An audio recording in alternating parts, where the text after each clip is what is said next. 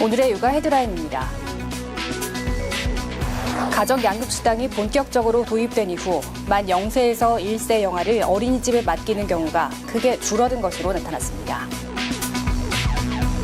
경제협력개발기구에 따르면 우리나라 여성 10명 중 4명은 저임금에 시달리는 것으로 나타났습니다. 최근 4년간 니콜과 불량품 적발 단골 품목은 완구 등 어린이 제품인 것으로 나타났습니다. 이상 오늘의 육아 헤드라인이었습니다. 질병에 대한 가장 간편한 예방법은 예방접종입니다. 전국 보건소와 7천여 개 지정 의료기관에서 무료로 14종의 국가 필수 예방접종이 가능합니다. 적절한 예방접종으로 우리 가족의 건강 미리미리 지키시기 바랍니다. 첫 소식부터 함께 하시죠. 아이를 보육시설에 맡기지 않고 가정에서 직접 키울 때 지급하는 가정양육수당이 본격적으로 도입된 이후 만 0세에서 1세 영아를 어린이집에 맡기는 경우가 크게 줄어든 것으로 나타났습니다.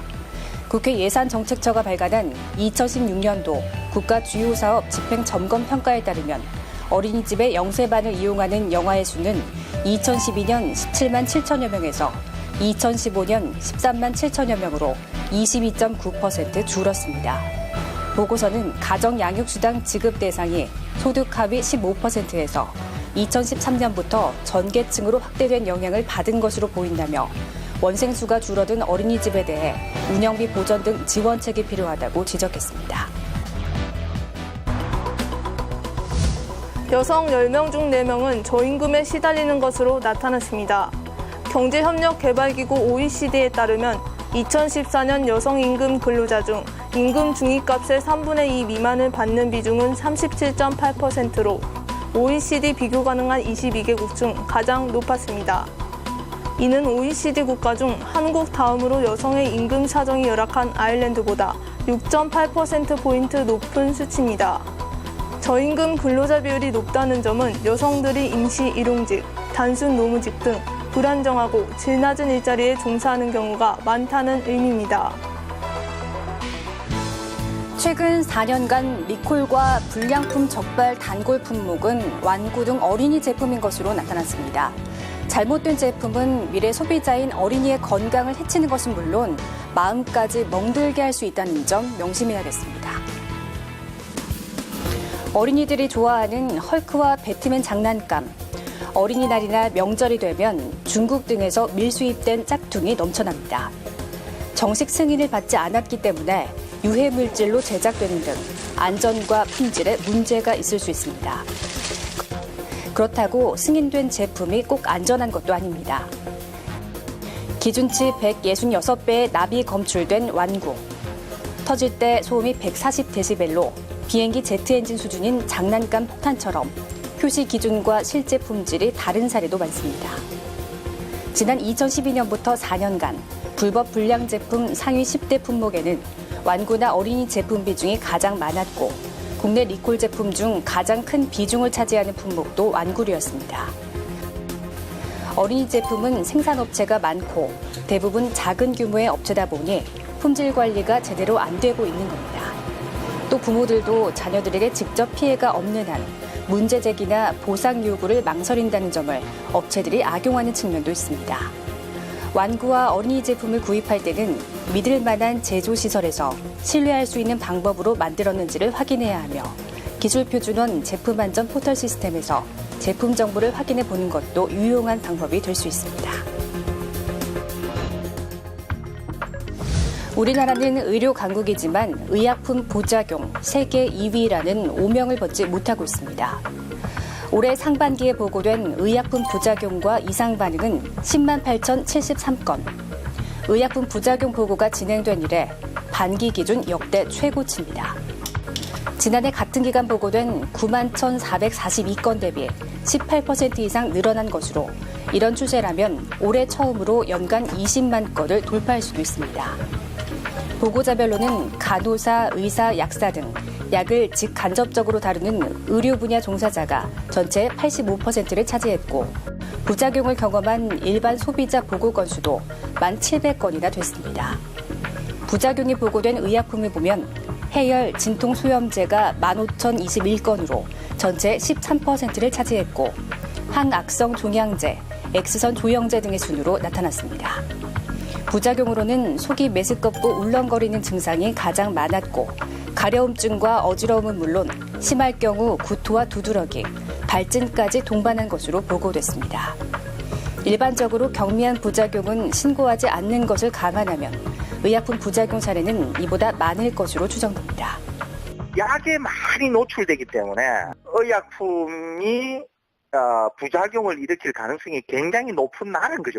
약 사용을 기본적으로 줄이려고 하는 마인드를 가져야 돼요. 무엇보다 전문가들은 자가 처방보다는 반드시 약사의 도움을 받아 의약품 처방을 받아야 한다고 당부합니다. 가정폭력 신고가 해마다 늘어 하루 평균 130건 가까이 접수되고 있습니다. 예년보다 피해자가 적극적으로 신고하는 사례가 늘었기 때문인데 구속되는 경우는 많지 않다고 합니다. 이유가 무엇일까요? 지난 6월 발생한 가정폭력 영상. 의리한다고 증거가 없을 거 아니야. 증거가 있겠지. 이건 증거 없다더라. 심지어 2살배기 아들에게도 폭력을 휘둘렀습니다. 밖에서는 자상한 선생님으로 알려진 남편은 가족에게 무자비하게 폭력을 휘두르다 결국 구속됐습니다. 이런 폭력이 실제 살인으로 이어진 경우도 많습니다. 지난 7월에는 가정폭력으로 구속영장이 2차례 기각된 남성이 아내를 살해하는 사건이 발생했습니다. 심지어 2014년 말 안산에서는 아내를 살해해 시신을 암매장하기도 했습니다. 2011년부터 7,200여 명에 불과했던 검거인 수는 지난해 47,500여 명으로 5년 만에 6배 이상 늘었습니다. 하루 평균 130명꼴입니다. 가정폭력은 대부분 아내에 대한 폭력. 재작년 검거된 17,500여 명 중 70%인 12,000여 명은 아내에게 폭력을 휘두르다 붙잡혔습니다. 가정폭력 피해 여성들이 신고를 한다 하더라도 가해자들이 처벌을 받는 경우는 많지 않습니다. 적극적인 검거에도 불구하고 가해자 100명 가운데 1명만이 구속되는 것으로 나타났습니다. 자녀들 생각하고 그냥 그래도 한때나마 부부의 연을 가졌기 때문에 나중에 굳이 처벌을 원하지 않는다라고 마음이 변해서 처벌 불원 의사를 표시한 경우에는 가정폭력의 경우 범행이 반복되기 때문에 가족이라는 이유로 피해를 참거나 처벌을 줄여주면 오히려 피해를 더 키울 수 있습니다.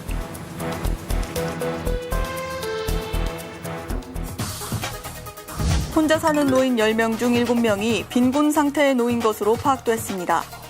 한국노동연구원이 통계청 자료를 분석한 결과 지난해 60세 이상 1인 가구의 상대적 빈곤율은 67.1%였습니다. 60세 이상 1인 가구의 상대적 빈곤율은 2008년 66.4%에서 점차 상승해 2011년 71.4%까지 치솟았다가 감소했지만 여전히 높은 수준입니다. 고령층 1인 가구의 빈곤율이 높은 것은 연금 제도가 제대로 성숙하지 않은 상황에서 자녀들의 뒷바라지를 하던 부모들이 은퇴와 배우자 사별 등으로 소득이 뚝 줄었기 때문으로 분석됩니다. 몰래카메라에 대한 여성들의 공포는 나날이 증가하지만 예방이나 처벌은 미흡해 보다 강력한 대책이 필요하다는 주장이 힘을 얻고 있습니다. 늦은 밤 주택가를 서성이던 남성이 반지하 창문을 슬쩍 들여다봅니다. 샤워를 하는 여성을 몰래 찍으려는 겁니다. 이 남성은 약 1년간 여성들이 씻거나 자는 모습을 몰래 찍은 혐의로 경찰에 붙잡혔습니다. 학교나 회사도 안심할 수 없습니다. 최근 대학 건물에 들어가 특정 학과 여학생들의 신체 일부를 몰래 촬영한 대학병원 의사와 신발 속에 카메라를 숨기고 사무실 여직원들의 치마 속을 촬영한 회사 팀장이 적발됐습니다. 지하철역 계단과 공중화장실, 수영장 탈의실 등 일상 곳곳에서의 몰카 범죄는 이미 만연한 상황. 따라서 여성들은 항상 불안합니다. 아니 지하철이나 뭐 그냥 계단 이렇게 오르락 내리락 할 때도 치마 입고 막 짧은 바지 입고 교복 입어서도 솔직히 이렇게 막 신경 쓰이고 혹시 나한테도 그런 일이 일어나지 않을까 굉장히 무섭고 공중화장실 이런 데 가기가 굉장히 무서워요. 전문가들은 일반인들이 몰카 기구를 인터넷 등에서 쉽게 구매할 수 있는 것이 문제라고 지적했습니다. 솜방망이 처벌도 몰카 범죄 근절을 가로막고 있습니다. 지난 4년간 몰카 범죄자의 68%가 벌금형을 선고받았고 실형은 9%에 그쳤습니다. 여성들이 몰카 공포에서 해방되려면 예방부터 처벌까지 단계별로 대책을 강화해야 한다는 목소리가 높습니다. 지난 9월 12일 국회의원 회관에서 글로벌 소비자 포럼이 성황리에 개최됐습니다. 소비자를 위한 식품의약품 안전정책을 주제로 열린 이번 포럼에는 조순태 글로벌 포럼 상임대표, 김사마 김순례 신용현 국회의원, 손문기 식품의약품 안전처장, 정승 초대 식약처장, 자사 조혜진 이사장을 비롯한 사회 각계 인사가 참석해 자리를 빛냈습니다. 소비자들이 항상 피해를 입고 난 다음에 그 피해를 거의 회복할 수 없는 단계까지 확대되었을 때 그때 이제 문제가 부작용이나 위해작용 같은 게 밝혀지기 때문에 항상 피해를 입는 입장에서 소비자들이 대처를 해야 되는 어려움이 있습니다. 그래서 우리 여성 소비자 포럼에서는 그런 것을 차단하기 위해서 사전에 예방하기 위해서 조순태 상임대표는 개회사를 통해 식품의약품은 우리 생활에 밀접한 관계가 있는 부분이라며 이와 관련해 좋은 말씀과 논의하는 시간을 가져주길 바란다고 밝혔습니다. 이어진 축사에서 김사마 국회의원은 식품의 안전은 그 무엇보다 중요하다고 본다며 포럼에서 나온 의견이 정책에 반영되길 기대한다고 밝혔습니다. 김순례 국회의원은 식약처가 먹을거리 안정성 구축을 여성의 눈높이에 맞춰 논의하고 평가할 수 있도록 포럼에서 다양한 의견이 나오길 바란다고 전했습니다. 신용현 국회의원은 건강과 직결되는 먹을거리 중요성에 대해 강조하며 이번 포럼을 계기로 우리나라의 식품 안전성이 한 단계 도약하길 기대한다고 밝혔습니다. 한편 이날 행사에는 그동안 글로벌 소비자 포럼을 위해 물심양면으로 애쓴 공로를 인정해 감사패를 전달하는 시간을 가졌는데요. 자사 조혜진 이사장과 정승 초대 식약처장이 감사패를 받았습니다. 두 수상자는 앞으로도 글로벌 소비자 포럼이 더욱 활성화될 수 있도록 애쓰겠다고 말했습니다. 2부에는 손문기 식품의약품 안전처장이 소비자를 위한 식품의약품 안전정책을 주제로 특강을 실시했는데요.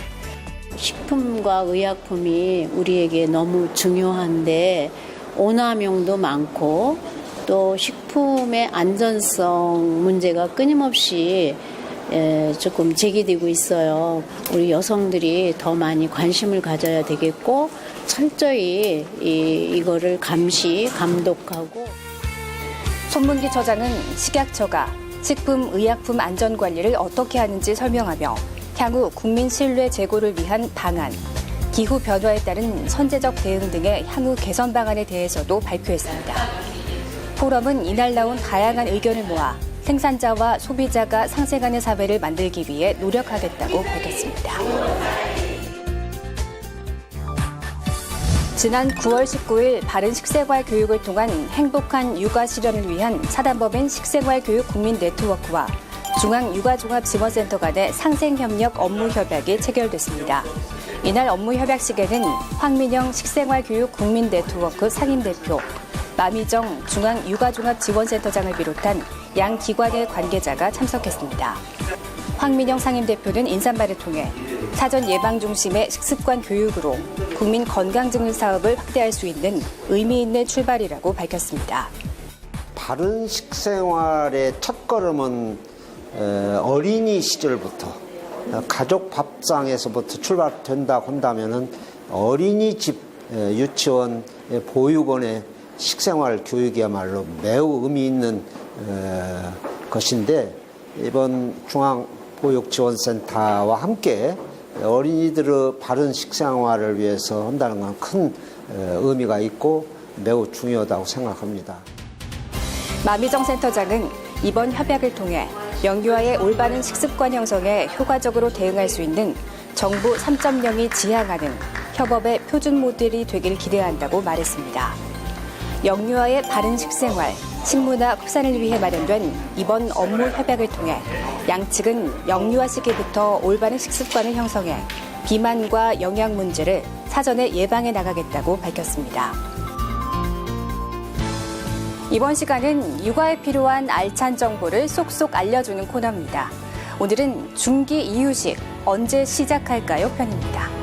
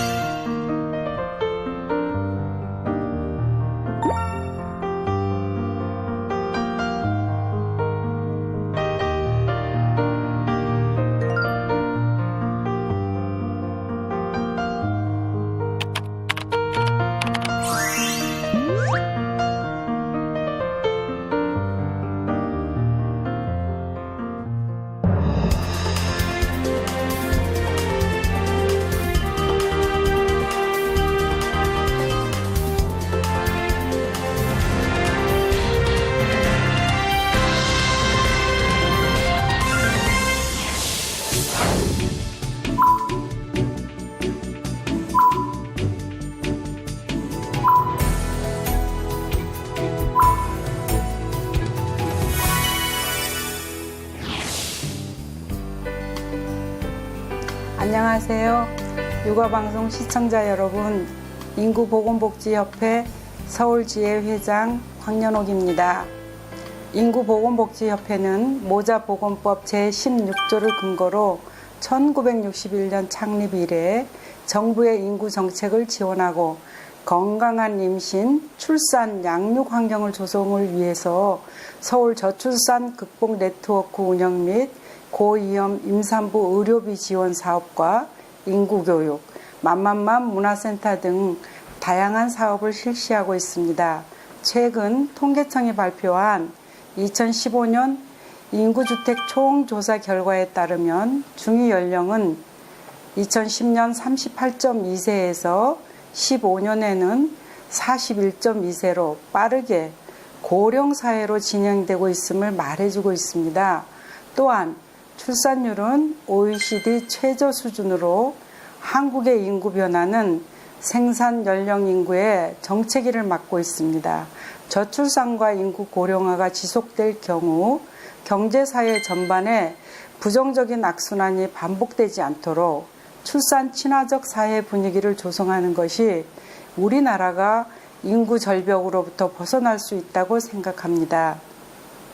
출산율 회복을 위해서는 사회 전반에서 출산 친화적 환경 조성과 관련 제도의 개선도 함께 이루어져야 할 것입니다. 또한 무엇보다도 결혼관과 자녀에 대한 가치관이 자녀 출산 및 양육의 긍정적인 방향으로 변화할 수 있도록 꾸준하고 지속적인 인식 개선이 필요하다고 생각합니다. 이에 몇 가지 제언을 드리고자 합니다. 첫 번째로는 결혼 필요성에 대한 가치관의 변화는 미혼 남녀의 결혼 의향에 중요한 영향을 줍니다. 결혼의 부정적인 가치관은 연애, 결혼, 출산을 포기하는 3포 세대라는 말로 대변되고 결혼을 하지 않는 비혼 또는 결혼 시기를 늦추는 만혼으로 이어지고 있습니다. 가족의 소중함과 주변의 시선보다 두 사람의 행복한 결혼을 만들 수 있도록 하는 예비 부부 결혼 문화 인식 개선 교육은 필수적으로 이루어져야 하겠습니다. 두 번째, 부모가 느끼는 자녀 양육 책임과 경제적 부담보다 아이와의 유대 관계 형성과 안정적 애착 관계에서 오는 정서적인 측면의 위로와 긍정 효과가 무엇보다도 소중한 가치임을 인식할 수 있도록 경쟁적인 것보다는 자기가 하고 싶은 일을 하고 조금 늦더라도 배려하고 나누고 함께 살아가는 삶이 가치롭다는 공감대를 형성하는 것이 필요합니다.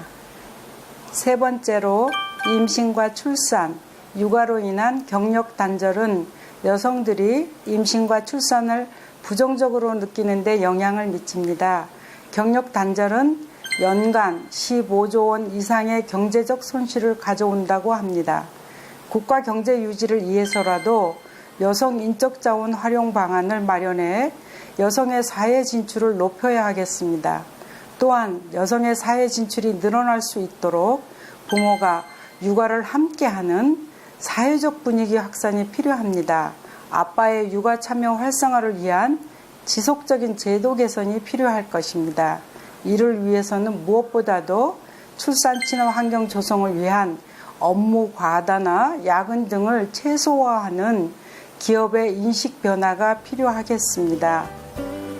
말씀드린 위 외에도 출산율을 높이기 위한 여러 분야의 다양한 방안들이 있을 것입니다.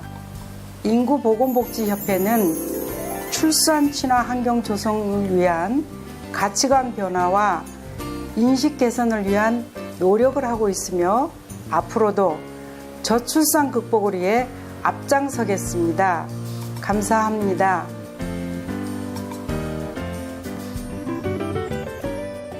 (2016) 육아방송 태교음악회 오늘 10월 22일 예술의 전당으로 임산부 여러분을 초대합니다. 소프라노 서발란, 테너 진성원, 첼로 이강호, 바이올린 김대환, 피아노 이민영, 하프 김아림 등 국내 정상의 음악가가 안겨주는 감동과 힐링의 순간.